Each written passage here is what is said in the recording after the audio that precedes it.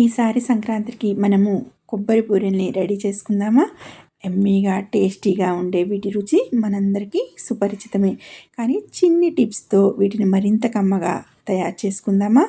వీటి రుచిని నేతి బూరెలంటేనే మనకు మంచి క్రేజ్ కదండి. ఈ కొబ్బరి నేతి బూరెల్ని తయారీ విధానాన్ని ఒకసారి చూద్దాం. వీటిని తయారీని ఒకసారి చేసుకుంటే మనకి నెల రోజుల వరకు కూడా నిల్వ ఉంటాయండి. నేను బియ్యాన్ని ఒక అంటే ఈరోజు నైట్కి నానపోస్తే రేపంతా కూడా ఉంచేసి 2 పూట్ల కడిగి అంటే తరువాత రోజు అంటే ఒక ఫుల్ డే నాననిచ్చానండి. పొద్దున పూట సాయంకాలం తప్పనిసరిగా కడగాలి, లేకపోతే బియ్యం అనేది పుల్లటి వాసన వస్తాయి. అలా కడిగి తర్వాత రోజు పొద్దున్నే వాటిని వడవేసుకొని, నీళ్ళు లేకుండా వడవేసుకొని అవి వడిపోవడానికి అంటే నీళ్లు పట్టడానికి ఒక 20 నిమిషాల వరకు టైం పడుతుందండి. తర్వాత వాటన్నిటిని కూడా ఒక మెత్తటి బట్ట మీద ఆరపోసుకోవాలి.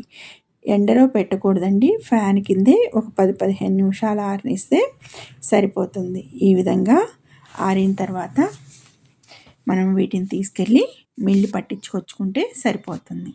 తర్వాత కేజీ బియ్యానికి కాను నేను 750 గ్రాముల బెల్లాన్ని తీసుకున్నాను.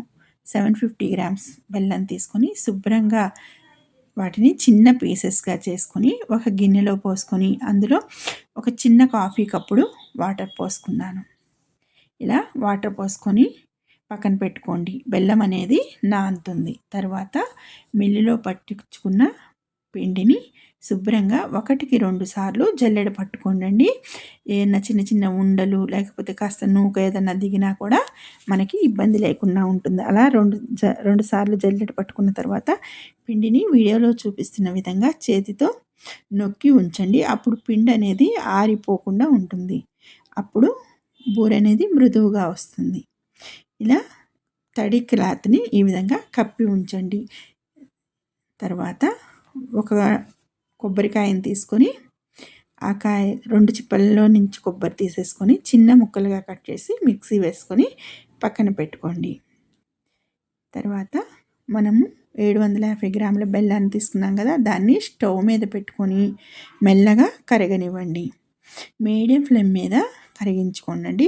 అలా కరిగించుకున్న తర్వాత ఈ విధంగా కరిగిన తర్వాత బెల్లాన్ని వడపోసుకోవాలి. ఇలా వడపోసుకోవడం వలన బెల్లంలో ఏదన్నా చిన్న చిన్న చెత్త ఏదన్నా ఉంటే పోతుంది. చూస్తున్నారు కదా ఎలా వచ్చిందో. నెక్స్ట్ ఈ విధంగా వడపోసుకొని బెల్లాన్ని తీసుకొని గిన్నె కొంచెం అడుగు మందం ఉన్న గిన్నెలోకి ఈ పాకాన్ని అనేది తీసుకోవాలి.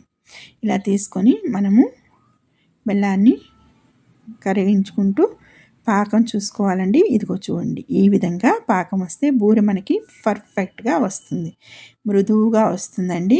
ఈ విధంగా చూస్తున్నారు కదా, ఈ విధంగా ఉండకట్టేసేయాలి. పాకం అనేది మనకి రెడీ అయిపోయింది. ఈ విధంగా రెడీ అయిన చూస్తున్నారా, మృదువుగా ఉండాలి.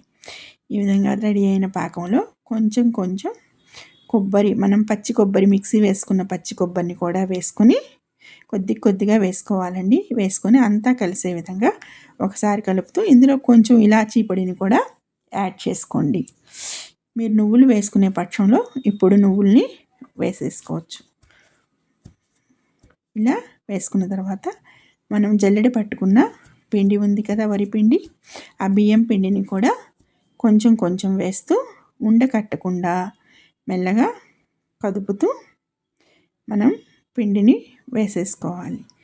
చూస్తున్నారు కదా, ఈ విధంగా మనకి సలివిడి అనేది రెడీ అవుతుంది. ఈ సలివిడి ఒక పక్కన పెట్టుకొని స్టవ్ మీద కాస్త సగం ఆయిలు సగం నెయ్యి వేసుకోండి. బూరె టేస్ట్ అనేది బాగుంటుంది. కొంచెం నెయ్యి వేసాను నేను, ఎక్కువ వేయలేదు. కొంచెం శనగ నూనె, కొంచెం నెయ్యి వేసేసుకొని కాగిన తర్వాత ఒక చిన్న బాదం ఆకు తీసుకొని దానికి కాస్త ఆయిల్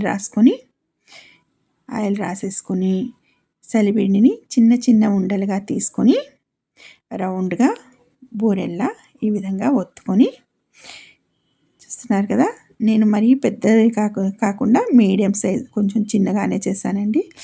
ఈ విధంగా చేసుకొని కాగుతున్న ఆయిల్లో వేసుకొని 2 వైపులా వేయించుకొని తీసుకుంటే కమ్మనైన బూరెలు రెడీ అయిపోతాయి. చూస్తున్నారు కదా ఎంత కలర్ఫుల్గా ఉన్నాయో, అంత టేస్టీగా ఉన్నాయండి. షేర్ చేయండి, లైక్ చేయండి, సబ్స్క్రైబ్ చేసుకోండి. మీ శ్రీ అరుణ కిచెన్ ఫ్లేవర్స్.